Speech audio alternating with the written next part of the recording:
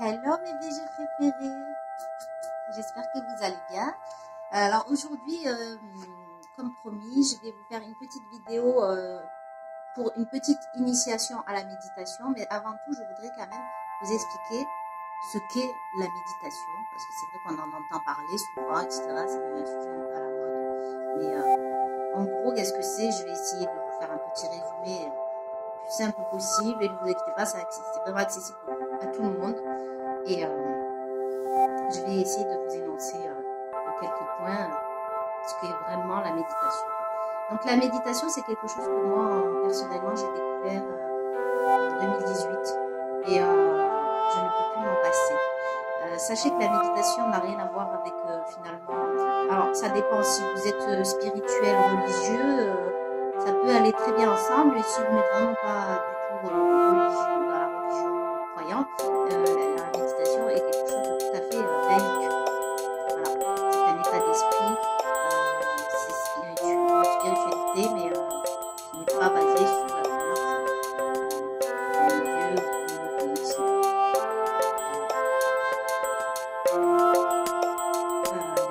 On a en général. Voilà. Donc, qu'est-ce que la méditation? Mais la méditation, c'est un entraînement en fait de l'esprit.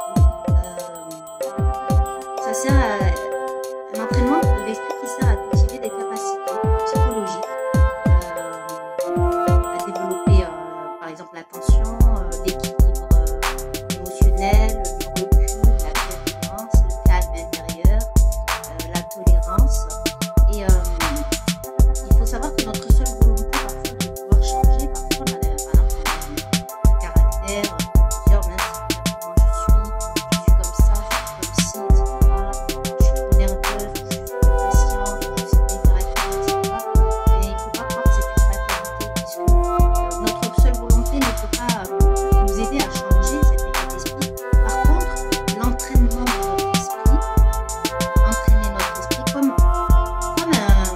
physiquement, quelqu'un qui voudrait être très fort à la course va s'entraîner à courir régulièrement, à faire du sport, à l'entraînement physique pour atteindre cet objectif-là de changement physique, corporel. Il en va de même pour l'esprit. En fait.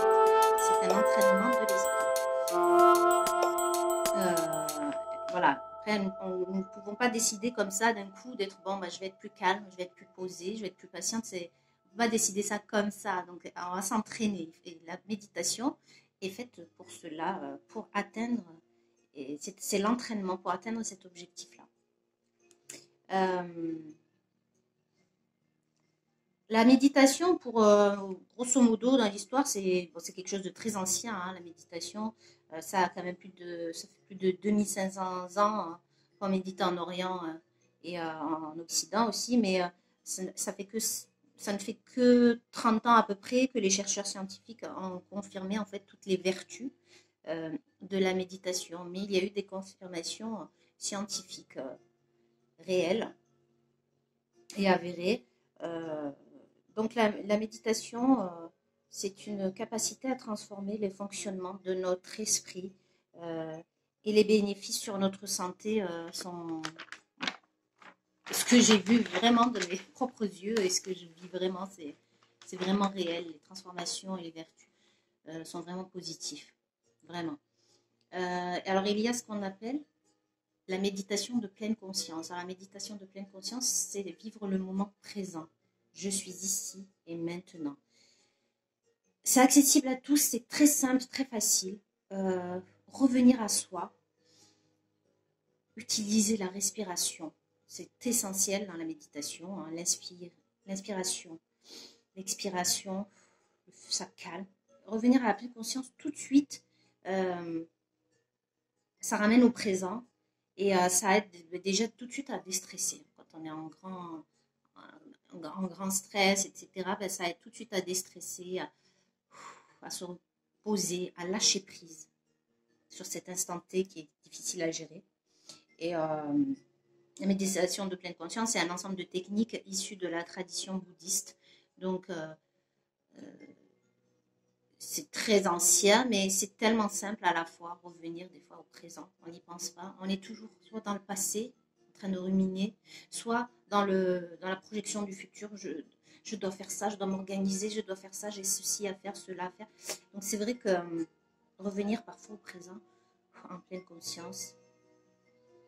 Et pour méditer, en fait, de quelle manière commencer à méditer? Vous pouvez me poser la question.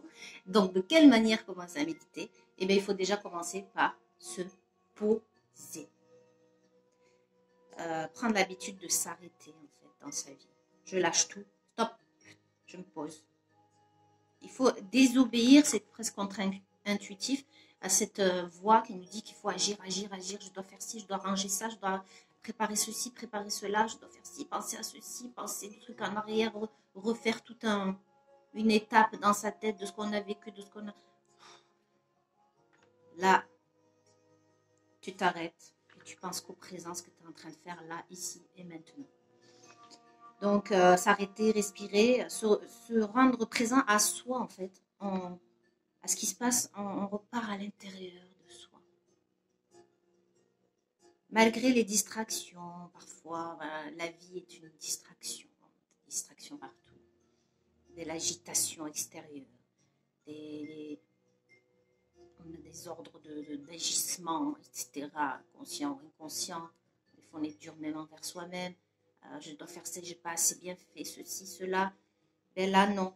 Se poser, se retrouver ici et maintenant. Se tourner simplement vers l'être plutôt que vers le faire.